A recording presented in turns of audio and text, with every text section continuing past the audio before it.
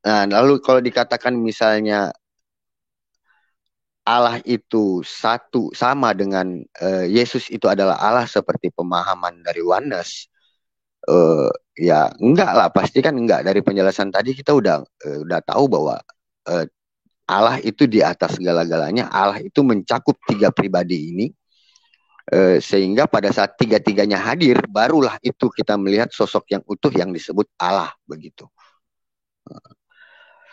Kalau sebaliknya mengatakan bahwa Yesus itu bukan Tuhan, karena Yesus sendiri mengatakan Allah adalah Tuhan, Tuhannya Yesus gitu kan.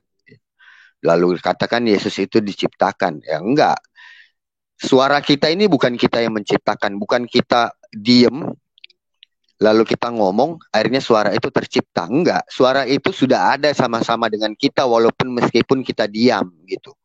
Jadi waktu saat Michael diam bukan berarti suara itu enggak ada, suara itu udah ada sama saya. Tinggal kapan saya mau ngomong, keluar suara itu keluar.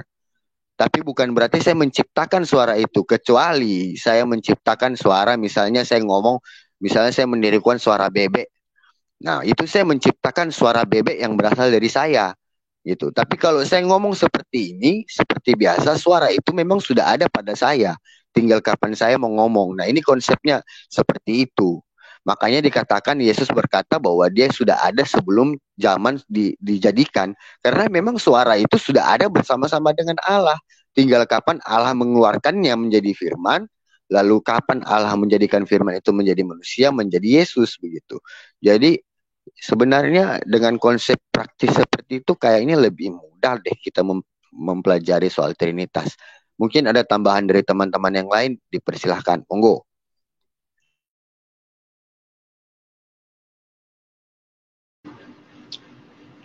Oke, baik. Terima kasih Paman Michael yang sudah menyampaikan eh, sebuah penjelasan praktis. Silakan Paman The Way, ada tanggapan? Ya, sebenarnya sudah jelas kok. Di Kejadian 1 ayat 26 itu kan, baiklah kita menjadikan uh, manusia itu serupa dan segambar dengan kita. Ya, jadi Allah sendiri ingin mewujudkan apa sih Allah itu? Ya seperti kita manusia ini. Cuman bedanya kita ini tidak maha, ya, Allah itu maha kan, begitu bedanya. Allah bisa omnipresent, kita nggak omnipresent. Cuman dari semakin ke sini kita tahu bahwa kalau kita seperti yang digambarkan oleh Bro Mikael tadi, ya sama. Jadi kalau kita mau melihat Tritunggal itu ya seperti diri kita manusia ini. Kalau di mereka kan di RT 16 kan berkata seperti ini, man arufa nafsahu faqat arufa rubahu. Ya, kalau kita mau ingin mengenal, saya mengutip nih perkataannya dari si Maulid yang hari ini ulang tahun. Jadi kalau kita ingin mengenal Tuhan kita, sesembahan kita, Allah kita, ya kita harus mengenal diri kita sendiri. Bagaimana kita mau mengenal Tuhan kalau kita mengenal diri kita sendiri aja nggak tahu gitu loh. Kejadian 1 ayat 26 itu jelas. Itu man arufa nafsahu faqat arufa rubahu gitu loh. Ini bahasa Arabnya. Maaf ya saya kutip dari ini karena saya juga dari sebelah RT 16 gitu. RT 6 sorry RT 6. Jadi saya tahu betul jadi apa yang harus saya katakan dan saya mempercayai bahwa konsep Allah Tritunggal itu Allah yang benar, Allah yang esa. Kalau si Unitarian itu bilang apa Tritunggal itu bidat, iya memang nggak apa-apa bidat dari orang Yahudi kan begitu. Mereka sebenarnya nggak paham artinya bidat itu apa, sesat itu apa. Gini ya, supaya paham ya. Kita dikatakan bidat atau sesat kalau kita menyimpang dari ajaran yang sudah kita tetapkan. Supaya kamu nggak bidat, ya Unitarian, kau harus keluar dari ajaran yang diajarkan di dalam Alkitab. Itu caranya. Kenapa kami membidatkan kalian? Karena kalian menyimpang dari ajaran yang tertulis di Alkitab, yang dikanan oleh bapak-bapak gereja. Makanya bapak-bapak gereja berhak mengatakan kalian BIDAT. Ya, jangan sakit hati, Unitarian, Stefanus. Aku mengasihimu loh. Itu aja dari saya. Terima kasih, Bro Kia. Lanjut.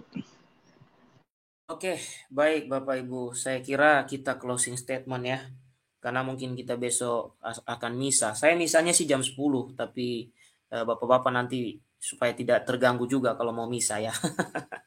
Oke, besok kita bahas juga ada video baru lagi nih dari HTD. Saya coba fokus dulu ke HTD terus ini, Bu. Ya. Nggak apa-apa, Bro Kia, dibahas aja, nggak apa-apa. Saya setuju. Saya menarik untuk menangkis bidat-bidat ini karena ya apa ya, saya untungnya udah ke gereja ya tadi sore. Kami udah bisa aman. Ya. Oke, lanjut Bro Kia, ya silakan. Artinya besok sih saya bahasnya mungkin agak sore karena kan misalnya jam 10 biasanya selesainya setengah 12-an ya. Jadi mungkin jam-jam 3-an atau jam 2 ya kita bahas. Ya, baik. Silakan Paman Petruk, closing statement Paman. Sudah jam 2 ini hampir. Oh, oke. Ya, jadi saya sedikit aja. Jadi kalau kita pelajari dengan benar ya, apa yang dikatakan di mana tadi ulangan berapa tadi ya, 6 ayat 4 tadi yang Sema Israel itu ya. Kalau kita perhatikan kata-katanya, itu kata-katanya itu ehad.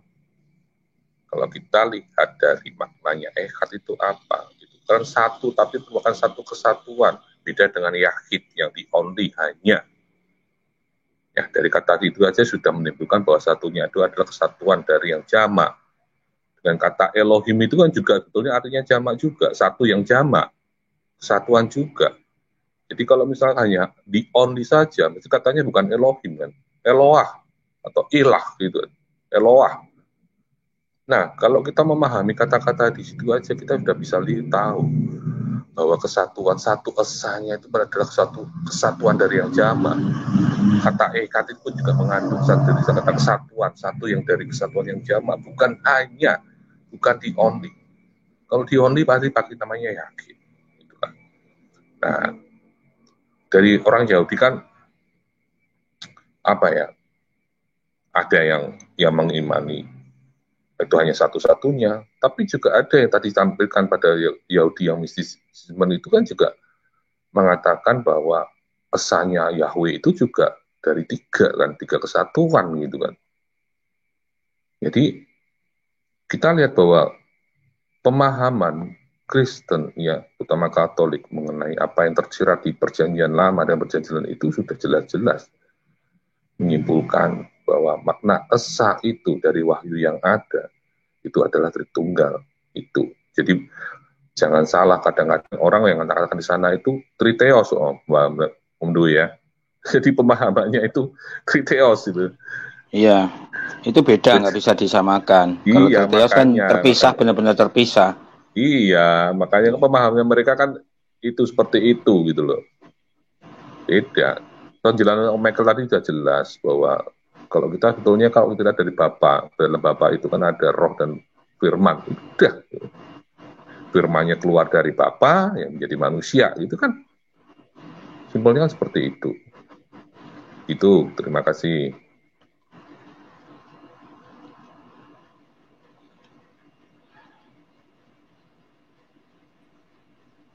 Ya, silakan Paman Yosef, Friendly. Iya. Ya, langsung aja deh. Ya, terima kasih. Tuhan memberkati paman-paman di room. Ya, ini sharing juga nih, sharing aja saya. Jadi untuk teman-teman Katolik ya. Ya kebetulan kalau yang di room ini orang-orang Katolik yang wah, wis udah luar biasa ya imannya ya. Yang di live chat juga ya. Siapa tahu ada orang-orang Katolik yang juga ya masih bingung atau bodoh seperti saya ya.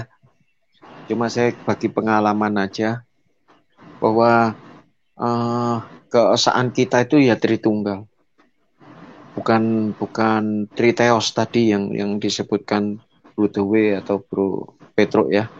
Jadi kenapa dengan Tritunggal gitu? Ya kan, kita malah harus bangga juga. Ya tadi juga udah disebut juga sama Bro Dewe bahwa kita orang Kristen itu Yesus itu juga bidat gitu. Jadi kenapa dengan bidat gitu? Malah kita bangga dengan ikut Yesus. Seorang bidat tapi fenomenal. Seluruh golongan, seluruh lapisan masyarakat di dunia ini, siapa yang tidak mengenal Yesus? Jadi kita harus bangga, biarpun Yesus itu bidat. Maksudnya bidat di sini kan Yesus itu adalah bidatnya Yahudi, gitu. Saat kehidupan Yesus kan Yesus dibidat-bidatkan, disesat-sesatkan sama orang Yahudi. Nah, di situ loh. Jadi kenapa dengan kita memahami Tritunggal, keesaan kita dengan dengan penjabaran Tritunggal gitu, nggak ada masalah gitu. Jadi, nah terus tadi kalau saya lihat juga ya, untuk kita semua ini yang awam-awam sekali, serangan-serangan mereka yang secara masif itu memang mempengaruhi gitu. Beberapa orang terpengaruh ya, seperti yang Chris follower tadi.